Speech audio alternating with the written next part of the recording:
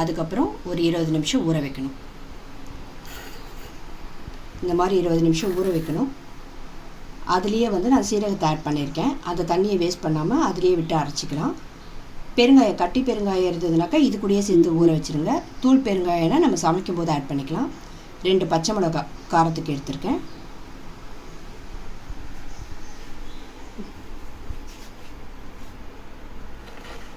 தயிர் ஒரு 300 கிராம் வரை எடுத்திருக்கேன். அதை நல்லா சிலுப்பி எடுத்துக்கணும். மிக்ஸி ஜாரில் தண்ணி விடாமல் அரைச்சி எடுத்துக்கணும். இந்த அளவுக்கு தேங்காய், ஒரு துண்டு இஞ்சி, இதையும் இங்கே ஊற வச்சுருக்கிறதையும் நம்ம 2த்தையும் சேர்த்து அரைக்க போகிறோம். தண்ணியை வந்து வேஸ்ட் பண்ணிடாமல் அரைச்சிக்கோங்க. ஒரு 5 வெண்டைக்காய் எடுத்து இந்த சைஸில் கட் பண்ணி எடுத்து வச்சுக்கணும். இது மோர் குழம்பு வந்து வெண்டைக்காய் போட போகிறோம். வெண்டைக்காய்க்கு பதிலாக பூசணிக்காய், அப்புறம் உளுத்தம்பருப்பு போண்டா இருக்கு இல்லையா, சின்ன சின்னதாக உருண்டை போட்டு அதையும் போடுவாங்க. நான் இன்றைக்கி வெண்டைக்காய் வச்சு சமைச்சு காட்டுறேன். பேன் சூடானதும்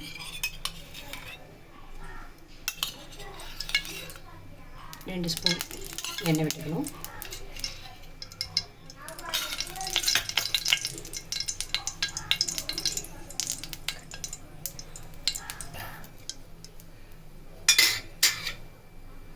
எண்ணெய் சூடானதும் கட் பண்ணி வச்சுருக்க வெண்டைக்காவை இதில் வதக்கி எடுத்துக்கலாம்.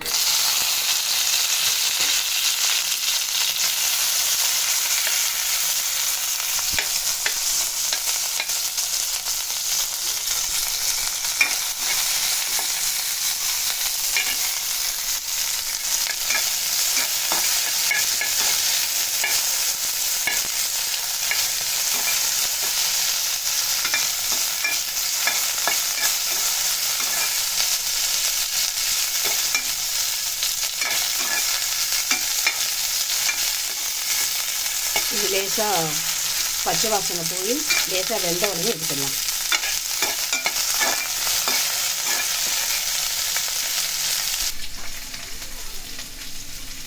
பேஸ்ட்டாக அரைச்சி எடுத்துருக்கோம். இதில் வந்து கொத்தமல்லி இருக்கு இல்லையா, கொத்தமல்லியோட காம்பு, கருவேப்பிலையும் கொஞ்சம் போட்டு அரைச்சிருக்கேன்.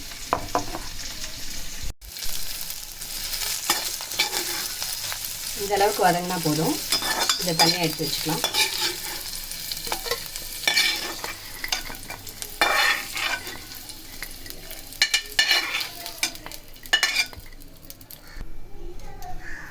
அதே கடாயில் தாளிக்கிறதுக்கு தேவையான அளவு எண்ணெய் விட்டுட்டு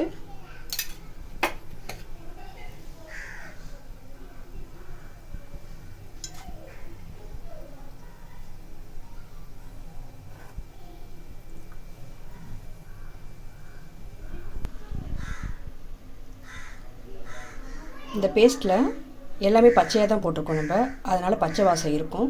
நம்ம வதக்கும்போது இதை நல்லா தண்ணி விட்டு வதக்கி கொதிக்க வைக்கணும். அப்போ தான் அந்த பச்சை வாசம் எல்லாமே போகும். எண்ணெய் காஞ்சிடுச்சு. கடுகு ஆட் பண்ணுறேன்.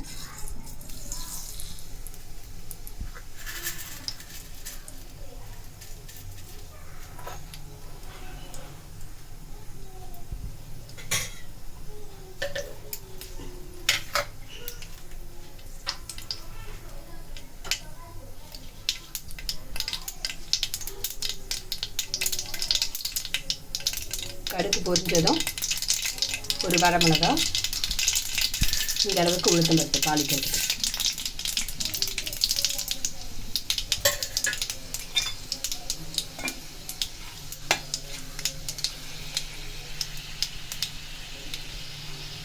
இது ஃப்ரை ஆனதும் தீயை நல்லா கம்மி பண்ணிவிட்டு இந்த பேஸ்ட்டை போட்டு வதக்கணும்.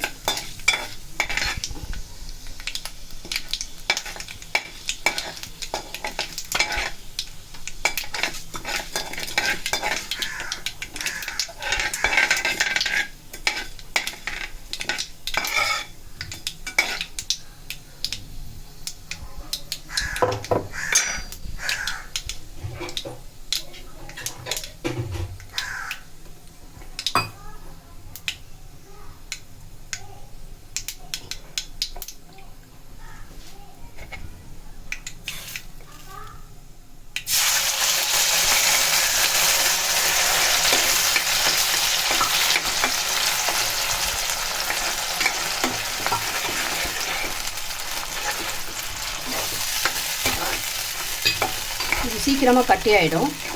அதுக்காக சிம்மில் வச்சே வதக்கினா நல்லாயிருக்கும்.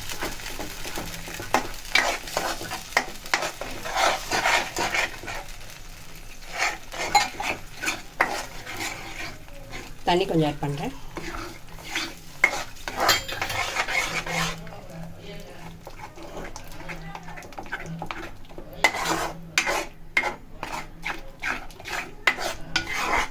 இதில் பச்சை வாசம் போனதுக்கப்புறம் நம்ம கடைஞ்சி வச்சுருக்க அந்த மோரை வந்து இதில் ஆட் பண்ணலாம்.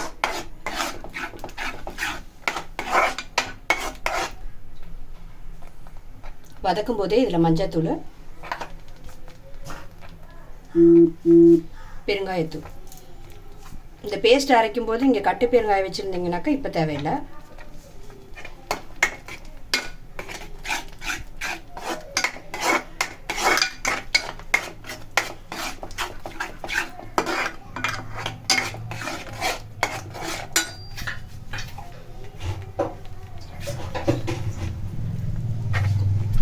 கொஞ்சம் கட்டியாக தான் இருக்குது, தண்ணி ஊற்றுறேன்.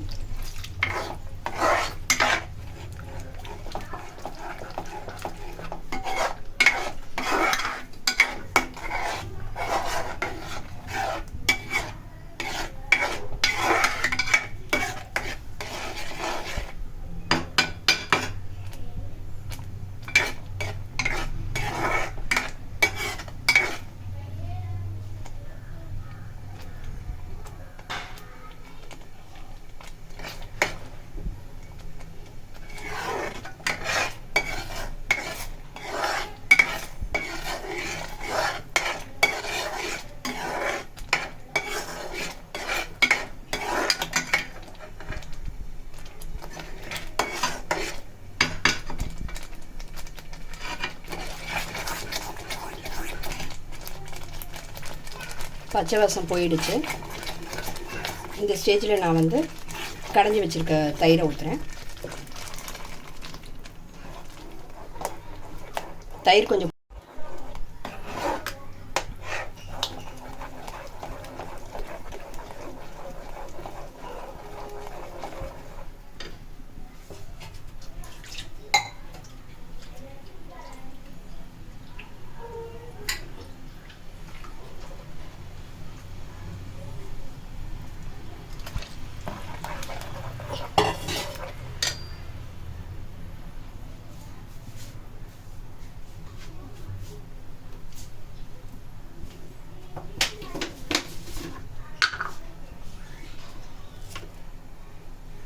தேவையான அளவு உப்பு.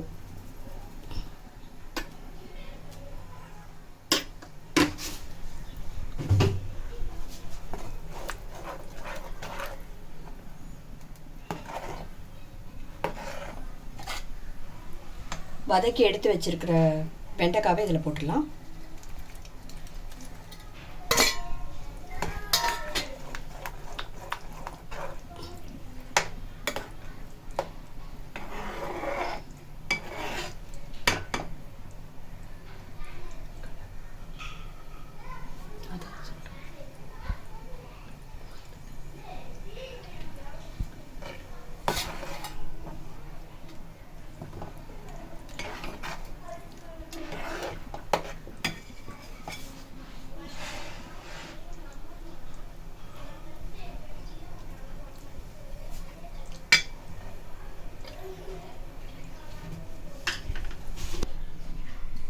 ரசம் எப்படி கொதிக்கிறதுக்கு முன்னாடி நம்ம இறக்குவோமோ இதுவும் லேசாக கொதி வந்தோடனே இறக்கிடணும். ஃபுல்லாலாம் கொதிக்கக்கூடாது.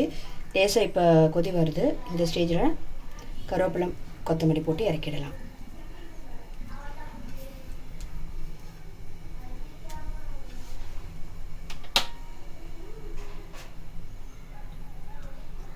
அது இந்த பாத்திரத்தில் ஊற்றுறேன்.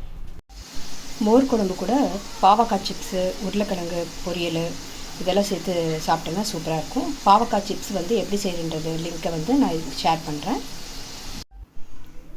சுவையான மோர் குழம்பு ரெடி.